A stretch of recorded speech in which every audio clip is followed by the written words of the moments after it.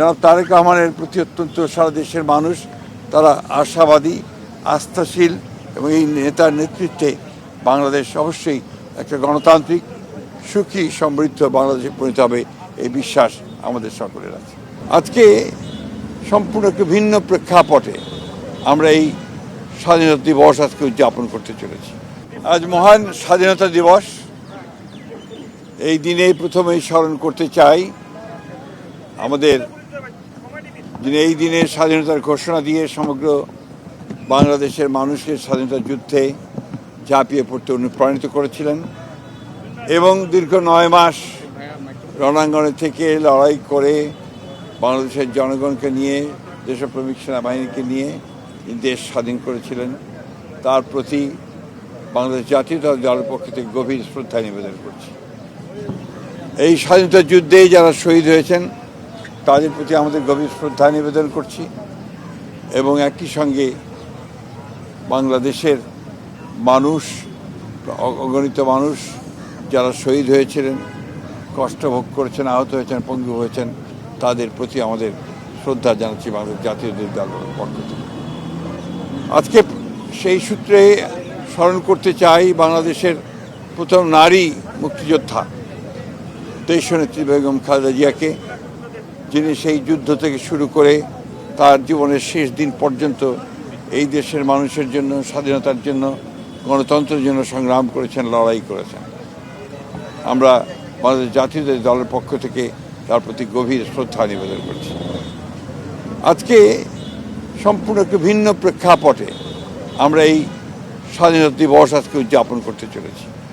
তাই এলো ইনোভার, যেন আপনি লাইফে থাকেন রেডি প্রতিদিন। Innova, designed for now. দীর্ঘ 15-16 বছর ফ্যাসিস্টের যাতাকালে বাংলাদেশে যখন গণতন্ত্র ধ্বংস হয়ে গিয়েছিল, স্বাধীনতা বিপন্ন হয়ে পড়েছিল, তখন বাংলাদেশ জাতীয়তাবাদী দল জনগণকে সঙ্গে নিয়ে লড়াই করেছে, সংগ্রাম করেছে। প্রায় 60 লক্ষ মানুষের বিরুদ্ধে মিথ্যা মামলা হয়েছে, 20,000 মতো নেতাকর্মী তারা শহীদ হয়েছেন, প্রায় 1700 নেতাকর্মী গুম হয়ে গেছে।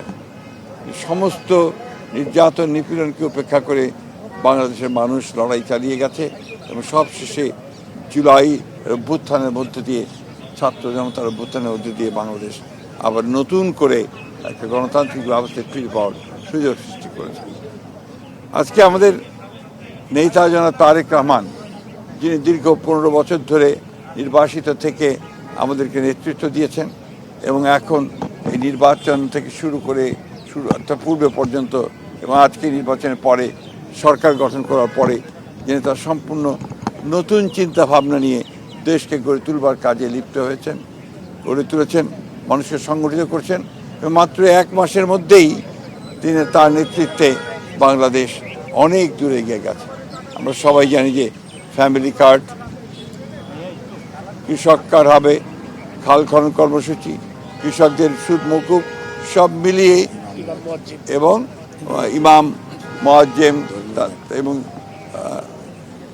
পুরোহিত, তাদেরকে চার্চের পাদ্রী, তাদেরকে যে আপনার ভাতা দেওয়া হচ্ছে, সেটাও একটা নতুন কার্যক্রম এখানে শুরু হয়েছে।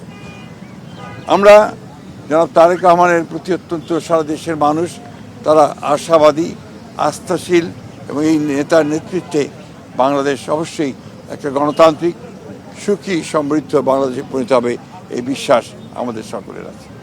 আমরা আজকের দিনে দেশবাসীকে, জনগণকে আমাদের দলের পক্ষ থেকে আমরা আন্তরিক শুভেচ্ছা এবং অভিনন্দন জানাচ্ছি।